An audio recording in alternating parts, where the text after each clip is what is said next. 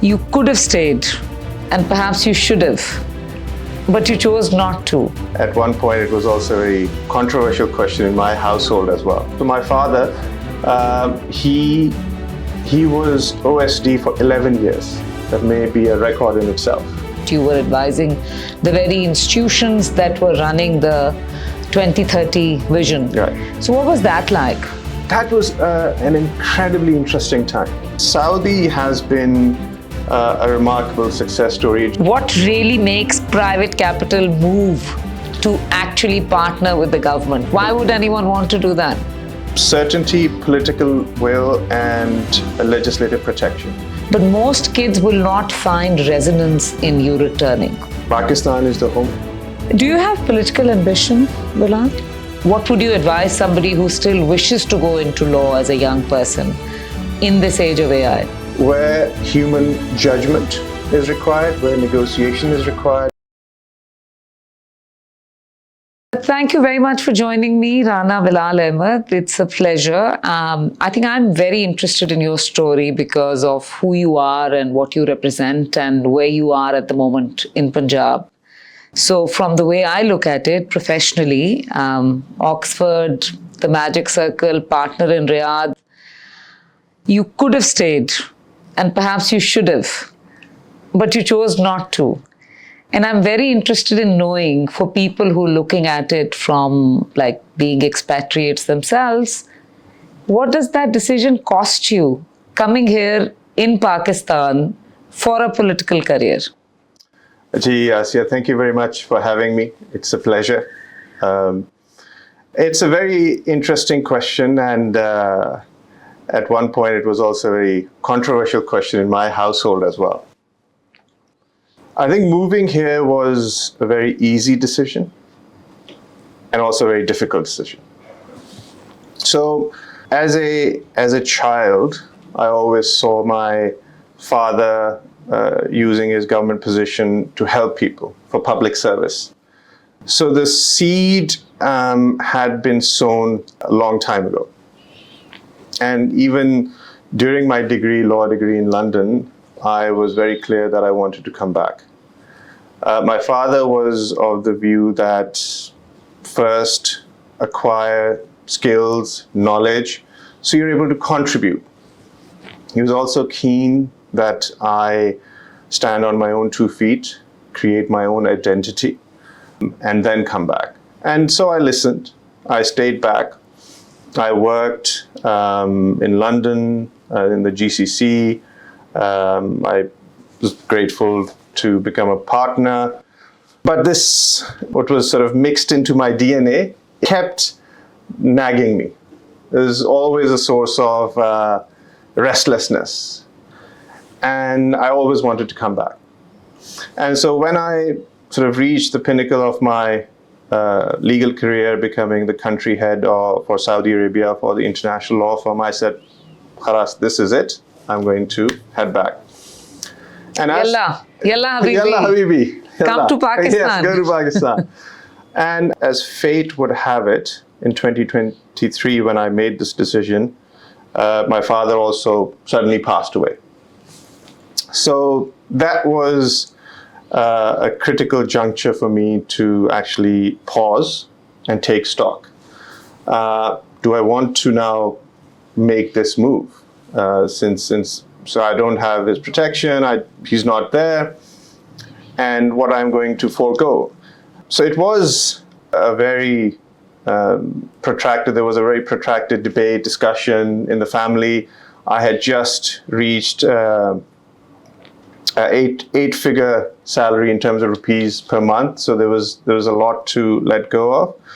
But then I realized that everything of value, everything that is meaningful requires some sacrifice, and that is why it's valuable, because there is a trade-off.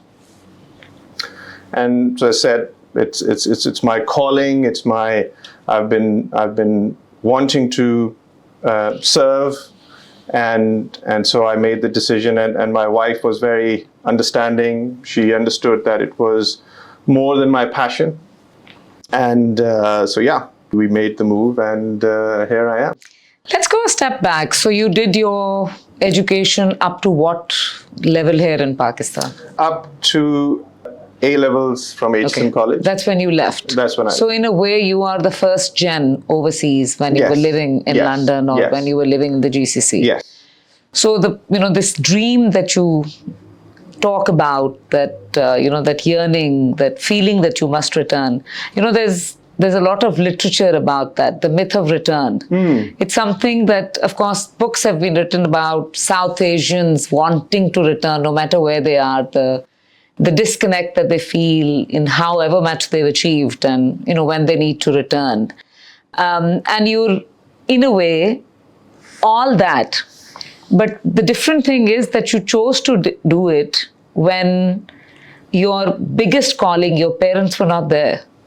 I think that's where I find that, that's the cost that I was talking about. That's true. That's true. And that calling, as I said, that was mixed into my DNA from a very early age. I mean, and all of us have that. So exactly. And I've also noticed that there's something mystical, something magical about this land. It keeps pulling you back. Belonging.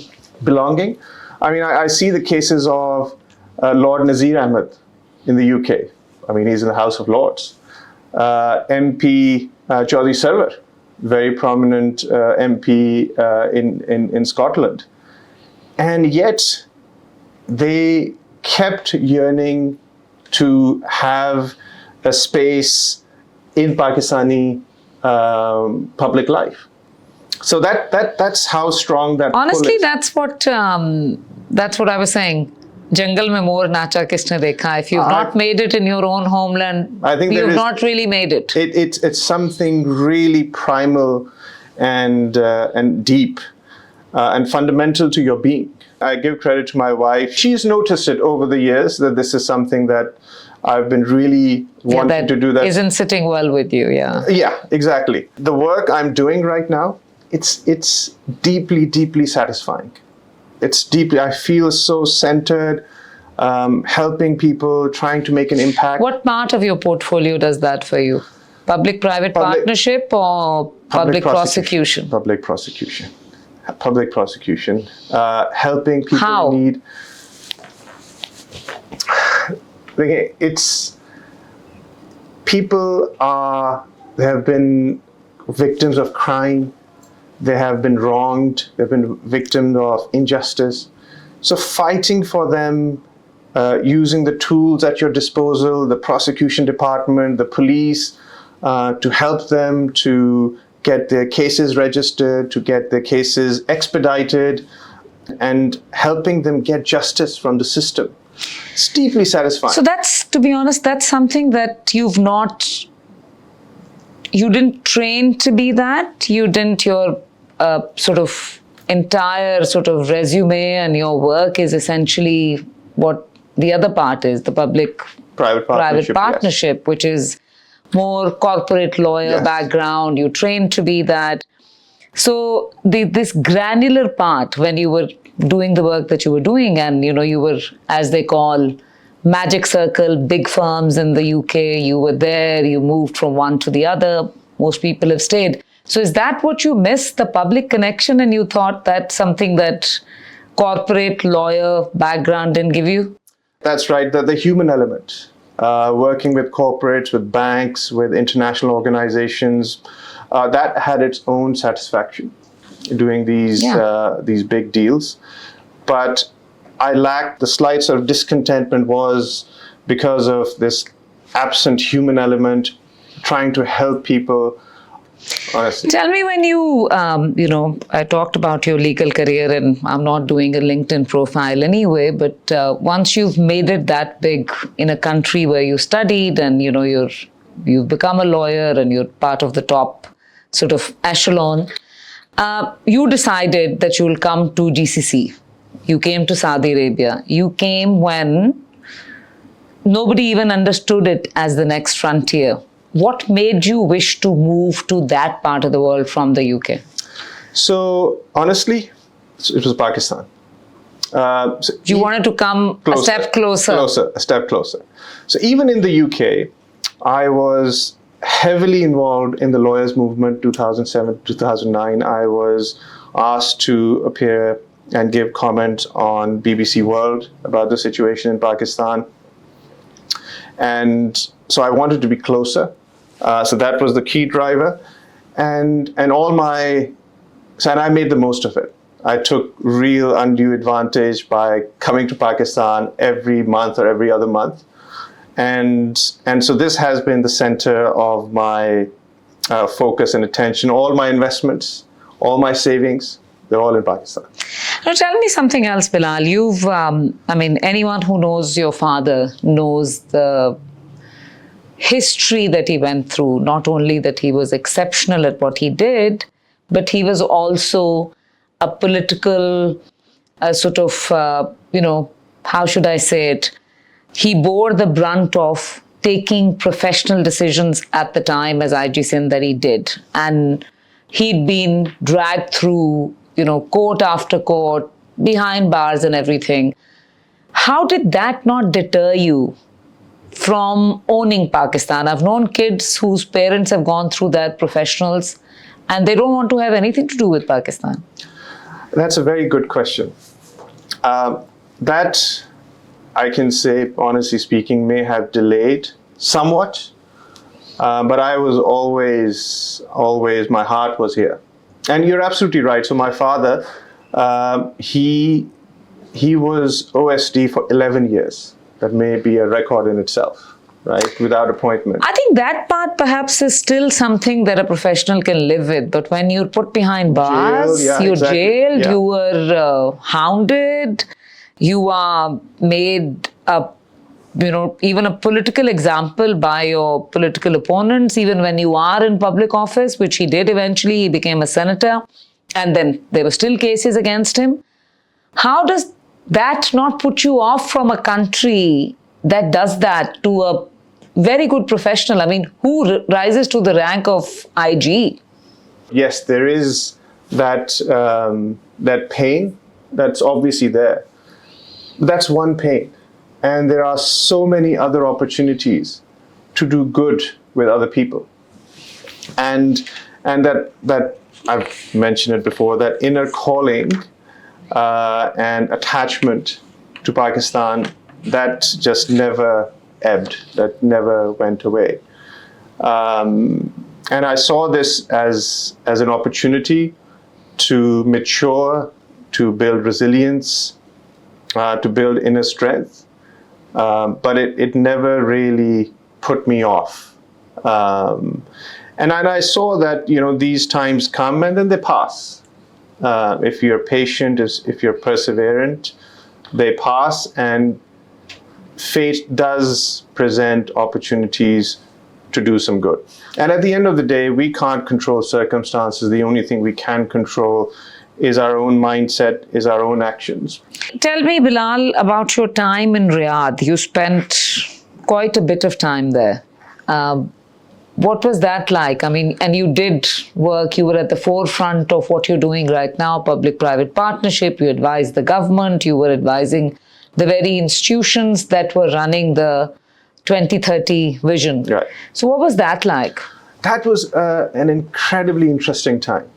Saudi was starting to undergo this transformation. Yeah. So we have seen this, we've been part of that transformation. You in fact went before the transformation happened. Just before the transformation commenced. So we were very much part of the discussions, the policy making. When I was at Clifford Chance, we were having meetings with the Crown Prince himself, with other ministers, plugging into the thought process, the institutional reform that the country was embarking on.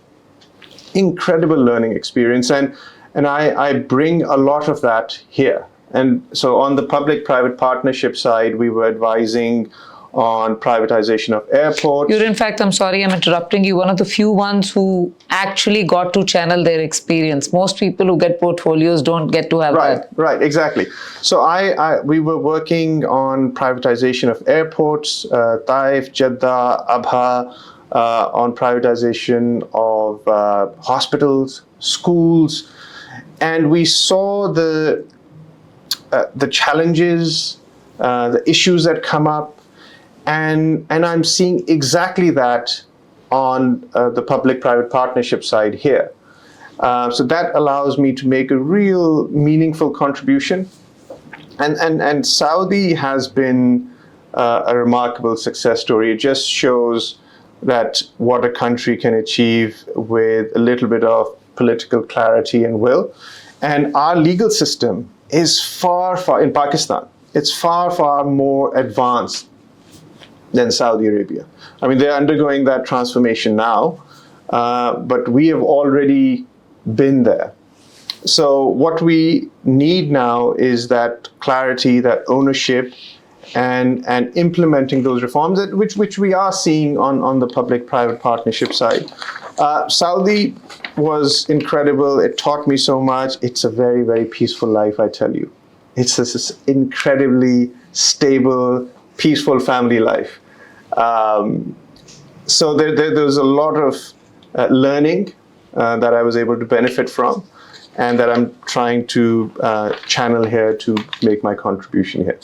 What have you achieved so far in the short time that you've been here? So on the public-private partnership side, I was part of that committee that revamped the PPP Act in Punjab. So after the 18th Amendment, all of these portfolios were devolved. So education, health, roads, they're all in the provincial domain. So you started advising way before you were actually appointed? Yes. So we're talking because about... the law actually came about... 2025. Yeah. So we started working on it in 2024. To part of that committee, we looked at the global best practices. We revamped the Act. We looked at other PPP laws in the region. So we revamped the Act. We reframed the rules to make them more investor-friendly, to actually allow PPP projects to be done at the divisional level, so as to improve the public services at your doorstep. And now we are seeing a very strong pipeline because of that. The authority has been restructured. We've hired people from the private sector. So the senior minister, Mariam Aurangzeb Sahiba, has been personally involved. She's been under her stewardship and the direction of the CM. And we're seeing some really interesting projects. So, for example, the foot and mouth disease vaccine center, that's going to be done under the PPP mode. The sanitation and water treatment plant in Chakwal and Kasur, massive project under the auspices of World Bank. So that's going under the PPP mode. And also the student accommodation. Never been done under the PPP mode in Pakistan, and this is the first time. So we're seeing momentum build up. So look, we understand what happens on paper, laws passed, you're doing what you can about it, there would be good practices and everything. Tell me, if somebody who's watching this who has no idea what public-private partnership actually is, and somebody with a capital is sitting there, so what's that gap which exists on paper, and what can actually make sort of capital move to partnering with the government? I mean, how does that happen? How would you explain it to somebody who may wish to partner but doesn't quite understand how to? The idea of public-private partnership, it can be seen as cryptic and vague sometimes for people, but actually the concept dates from Roman times. When they were... I think you're making it more complicated. Yes, I mean, I think the only thing that somebody would want to know is what really makes private capital move to actually partner with the government. Why would anyone want to do that? Certainty, political will, and legislative protection. So that's what we have introduced, and dealing with people who understand the factors, the levers for private sector. So, for example, in a country that does not see any political stability, what kind of protection can you actually have? And you've lived it. Your family's lived it. Yes. So we are seeing some stability now. and hopefully it will continue. The authority has been empowered to give approvals that are final. So they can only be challenged in court. And there are government guarantees in place. We are providing the minimum revenue guarantee, as they call it. So if the project is not working financially. Do you have much takers of that for that? So far, yes. So in some of our road projects, we have had bidders from as far as Turkey. For this sanitation project, we've got World Bank approval. They will be helping us with marketing these projects. So far, there's interest. There's good take-up. And obviously, once we've done a few of these projects, that will demonstrate the government's commitment and the success of these projects, and hopefully will attract more capital. Tell me, Bilal, you left Pakistan as a young kid, who wanted to go abroad, like most kids want to get a foreign education, etc., etc. But most kids will not find resonance in you returning. What would you advise a young kid wishing to leave Pakistan today? And I mean, you have young children yourself. What part of you that they can understand today, what would you advise them? What would you advise your younger self? I mean, you've taken the plunge as you did, but what's a young person looking at you and understanding? What should they do differently? I feel that there is better connectivity to stay in touch with Pakistan. And there are challenges, but there are also a lot of opportunities. So I met up with a student. So I try in my spare time, I try to connect with the students, youth here, to understand what they're thinking, how they're coping. And it's not from a well-off family in Multan, doing his engineering at UET. Such strong spirit, so positive, not gone abroad. He's doing his degree and he's doing his online trading business. So no different from any of the other sort of youth of his sort of social background and age. But just the sheer optimism has opened opportunities for him. So what I would say to youngsters today is, I'll try to explain it in the form of an experiment that I've read about. There's this amazing book called Growth Mindset by the Stanford professor Carol Dweck. So they did an experiment. They took two groups of students, group A and B, and they told group A that your abilities are fixed, you're born with them, you're either intelligent or you're not. And group B, they told that you can actually improve, you can learn intelligence, you can grow. And they passed them through these tests over a week. At the end of the week, what they found was quite astonishing. Group B, who were told that they can actually grow and improve and be positive about themselves, they performed 65 times better than the group who were just told to stay sort of stagnant with a static mindset. So what I'm trying to say is that just being optimistic and positive, it opens opportunities. In fact, there was an article recently in Economist as well, why people who remain optimistic despite challenges, they are more likely to succeed financially, socially, and family-wise. So that's what I would advise. And that's what I try to advise myself. That's one of my biggest challenges, managing my own mindset, my own emotional state. So Bilal, that you're saying is very leadership 101 type of a thing. I'm asking that you're talking about a country which generally ticks off all the wrong boxes globally, I mean, barring today. I mean, today things are working well for us, but it may be a very short period of time. And when you're trying to think positive as a young kid or young person, this is a lot of emotional baggage and pessimism that you don't wish to carry.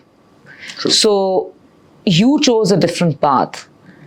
How many takers do you see today who wish to keep a positive mind and still be invested in Pakistan?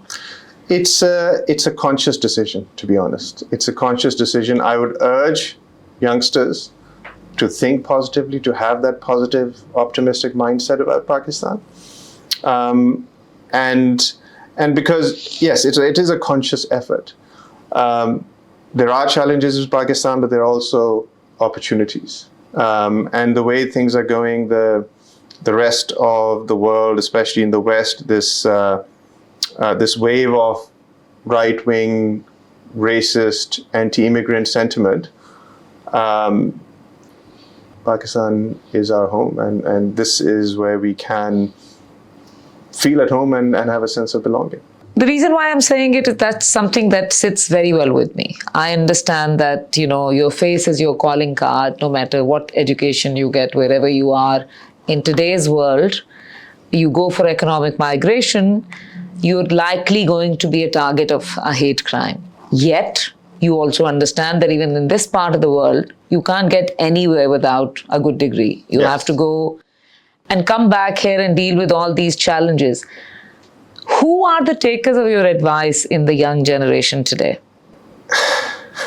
Give me a percentage. I mean, it's hard to put a number on that, but I do see now that you are, again, it comes back to connectivity. There, you can go abroad and stay connected with Pakistan, but you can also stay in Pakistan and tap into global revenues, global businesses, and people are doing that. On the IT side, there's sizable exports. It's all based around that model, people sitting here and earning revenues internationally. So that's a huge opportunity for the youngsters. And the money you earn from abroad while sitting here goes far in Pakistan than in most other countries. Do you have political ambition, Bilal? I'm not sure. Actual politics. I feel most at home in doing public service. So I haven't.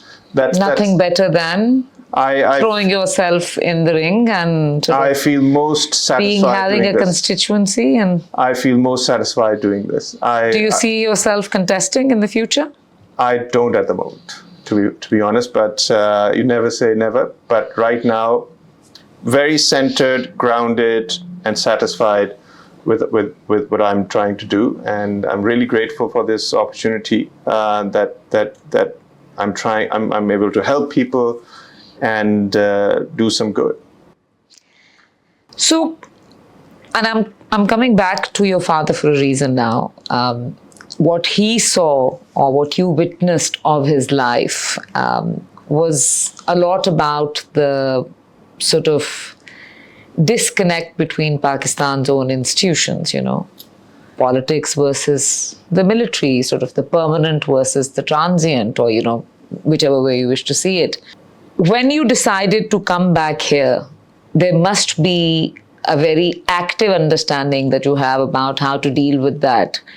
What did your father teach you, or his example teach you of how to deal with that? That's the living reality of everyone who's brushed any sort of relationship with power. How do you navigate that? So we used to have a lot of discussions from father and I about this. So I have a fair bit of understanding of these institutional working realities. Issues. Realities, yes, a much better word put. I could say it any which way. Yes, but it brings me to the story of Adam and Eve and God, right? God said to Adam, "Stay in this Garden of Eden. Do whatever you want. Eat from whatever tree you like. Just don't go near that tree, that one tree." And that's what Adam did. He exactly. The opposite. He went near that tree when he had all the other options. So what I'm trying to say is, yes, there are two or three. It's a very interesting way you're putting it. I could take it whichever way I wanted to. Okay. So there can be hurdles. There can be obstacles on 2 or 3 paths that you're trying to walk. But there are 5 or 7 or 8 other paths where you'll not find those obstacles, where you can still do that good. That's the mindset that I'm coming with. So he taught you to be pragmatic about the elephant in the room. Right, and managing and navigating, if the purpose is to do good for the people, then there is more than one path. And it does not have to be the path of confrontation. It has to be the path of collaboration, coexistence, and you can work around it. I think we're a very young nation state. True. And we've honestly have not had those sort of cast in stone experiences in which we can say, don't do this, we're not the Roman Empire. We're also learning in this part in our nation's history that maybe coexistence is perhaps a better model, and you perhaps get more done than sparring for no reason, right? I completely agree. And I mean, and there are certain issues. I think our Prime Minister is the perfect example of 100%. the person who knows the art of the possible and how to 100%. deal with and not get sort of be kind of, I mean, you sidestep the issue instead of being irritated by it, you know? Exactly. And I have a lot of respect for that. At the same time, I've also been inspired by Mian Nawaz Sharif. He's always believed in building bridges. So He's tried every way, by the way. He's built bridges with India, having BJP Prime Minister Modi, and before that Vajpayee coming to Lahore. In fact, I think that was path-breaking. It was. And then also signing the Charter of Democracy with Mohtarama Benazir Shahid. Then even when PTI came to the surface, remember when Imran Khan was injured during campaigning? Yeah. Mia Election Saab campaign, yeah. suspended Yeah. campaigning, PML-N campaigning, I think 1 or 2 days. He directed Shahbaz Sharif, CM Shahbaz Sharif, I think at that time he may not have been CM because it was caretaker government, to actually go and visit Imran Khan. He himself visited as well. Right. So thank you for correcting me. And then he himself visited at Banigala after winning the election. No, but look, So he's believed I in building understand what you're bridges saying. Let and me now be the collaborating. devil's advocate and ask you that you're saying that, and I understand that from politics is the art of the possible, and one brother's had tried it every way, and the other is learning from that and is sort of doing the good that he wants to, or the Chief Minister is doing that. But so many young people in Pakistan believe that politics is part of the problem. And the politics of disruption actually, and the politics of change really is what will get this country through. You have very few takers of the principle that you're talking about. Yes. How do you answer that? Yeah, no, that's a fair question. We've got multiple provinces, ethnicities, religious sects. The only way to work together and move forward together is through dialogue, collaboration, and compromise. We also need composure, wisdom, and a little bit of flexibility. We're living in the age of AI. I mean, it's essentially rapidly changing even when you and I are talking. And everyone is saying that your profession, the law profession, is going to be or has been the most impacted by AI. How true is that? What would you advise somebody who still wishes to go into law as a young person in this age of AI? That's why I left the career early. No, actually. So you learned that. So that's exactly right. So law is going to be the profession, one of the professions that's going to be hit the hardest by AI.